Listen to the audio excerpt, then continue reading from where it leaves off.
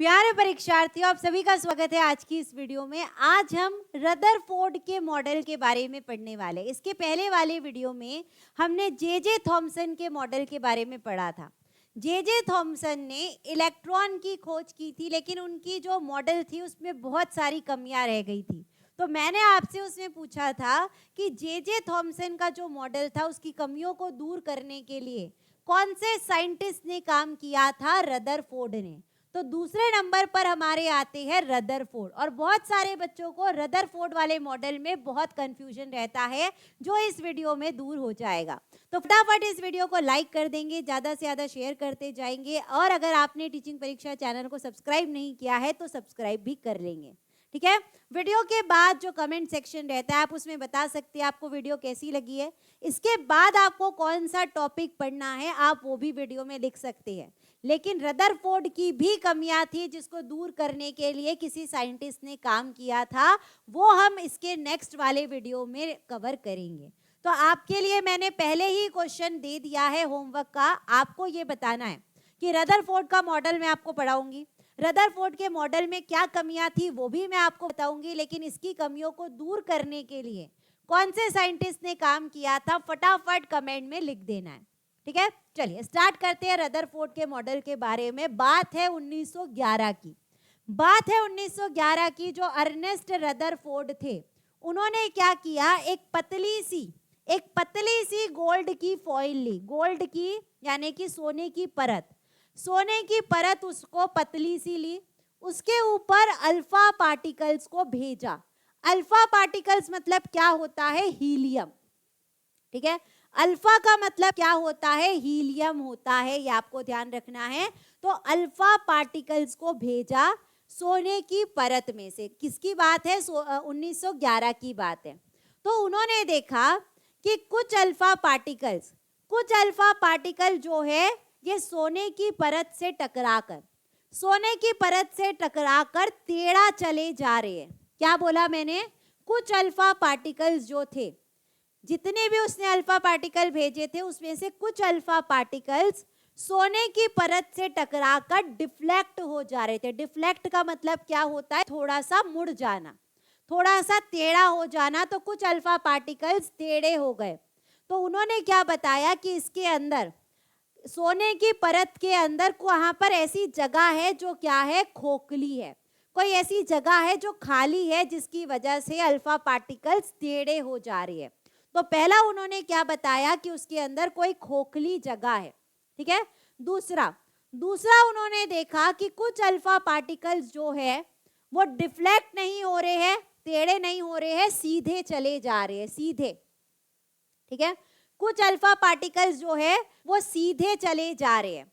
तो यहां से क्या पता चला कि बीच में कुछ तो भी वहां पर पॉजिटिव चार्ज है।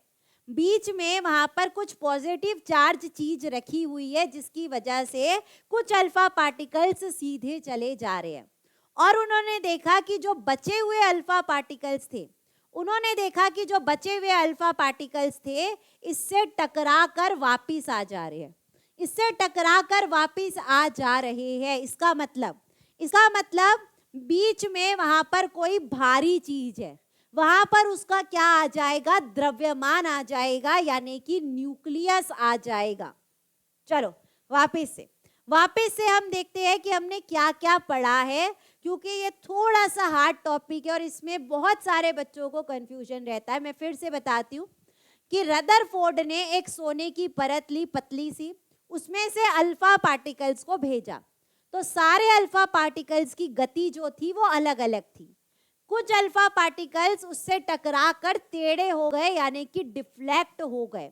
तो इससे उसने ये बताया कि उसके अंदर कोई ऐसी जगह है जो खोखली है।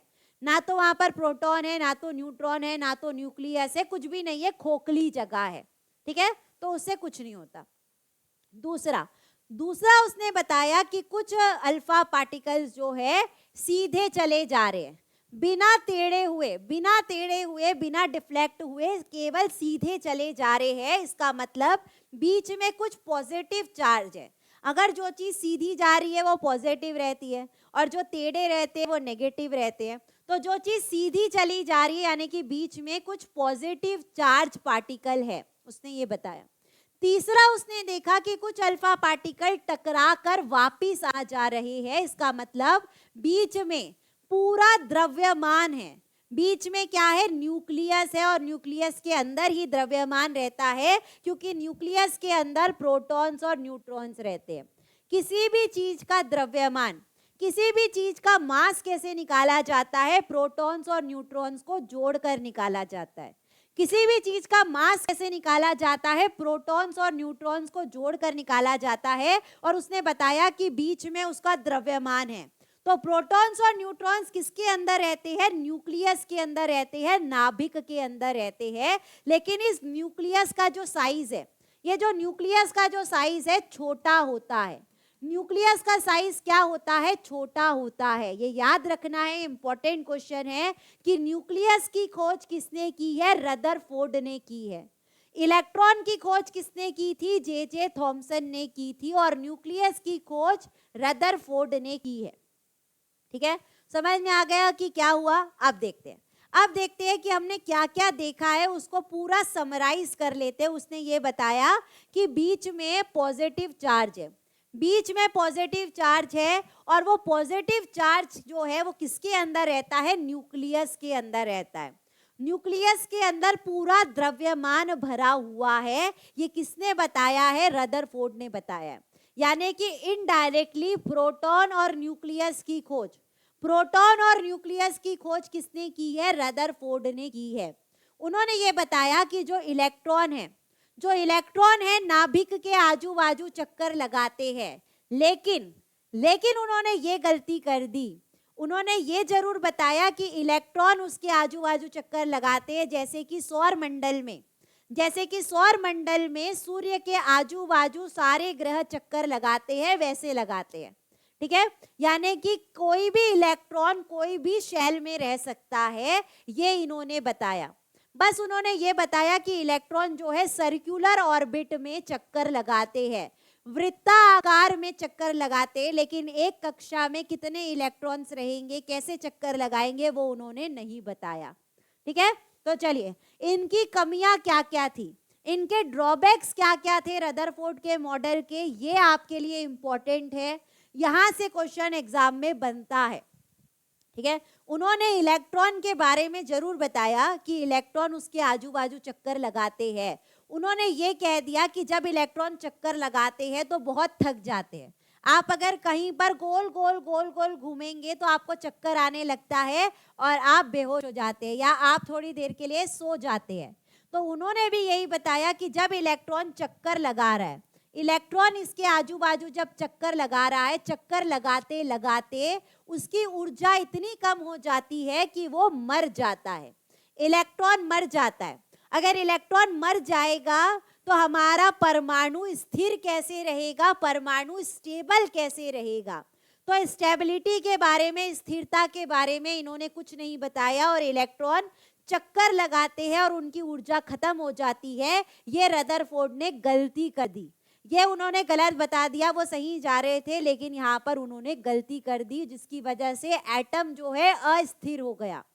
ठीक है, अस्थिर हो गया। अब रदरफोर्ड ने अपने बताया कि नाभिक के आजू बाजू इलेक्ट्रॉन चक्कर लगाते, एक तो ऊर्जा उनकी पूरी खत्म हो जाती, ये बताया। साथ ही साथ उन्होंने ये बताया कि इलेक्ट्रॉन कैसे भी चक्कर लगा सकते, एक इलेक्ट्रॉन, दो इलेक्ट्रॉन, तीन इलेक्ट्रॉन कैसे भी चक्कर लगा सकता है। कितने शेल में, कौन से शेल में कितने इलेक्ट्रॉन रहेंगे, ये उन्होंने नहीं बताया था। तो ये उनके मॉडल की गलतियां थी, ये इनके मॉडल की गलतियां थी। तो आपके लिए एक होमवर्क क्वेश्चन है कि इनकी ड्रॉबैक को दूर करने के लिए, इनकी कमियों को दूर करने के लिए कौन से साइंटिस्ट ने काम किया है। ठीक है, चलिए एक क्वेश्चन और कर लेते हैं। परमाणु के नाभिक की खोज किसने की थी, ये इंपॉर्टेंट क्वेश्चन है कि न्यूक्लियस की खोज किसने की है, रदरफोर्ड ने की है। परमाणु के नाभिक की खोज, न्यूक्लियस की खोज किसने की है, रदरफोर्ड ने की है। और आपको मैंने एक होमवर्क क्वेश्चन दे दिया है, उसका आंसर आप सभी को मुझे कमेंट में करके बता देना है। आपको वीडियो कैसी लगी है, आपके टॉपिक्स क्लियर हो रहे हैं कि नहीं, वो सारी बातें आप कमेंट बॉक्स में लिख सकते हैं। अब आपको इसका आंसर कर देना है कि किसने इनकी कमियों को दूर किया है, उसके बारे में हम नेक्स्ट वीडियो में पढ़ने वाले हैं, ठीक है। तो उस नेक्स्ट वीडियो को भी आपको बहुत अच्छे से देखना है, क्योंकि ये थ्योरी इसके ऊपर, पहले हमने जे थॉमसन की थ्योरी पढ़ी, अभी हमने रदरफोर्ड की पढ़ी है, इसके बाद एक और साइंटिस्ट की पढ़ने वाले हैं जिस पर एग्जाम में क्वेश्चन, हर एग्जाम में क्वेश्चन आते ही आते हैं। तो फटाफट वीडियो को लाइक कर देंगे, ज्यादा से ज्यादा शेयर करते जाएंगे, और अगर आपने टीचिंग परीक्षा चैनल को सब्सक्राइब नहीं किया है तो सब्सक्राइब भी कर देंगे, ठीक है। तो मिलते हैं नेक्स्ट वीडियो में, तब तक के लिए आप सभी को thank you, bye, take care and all the best.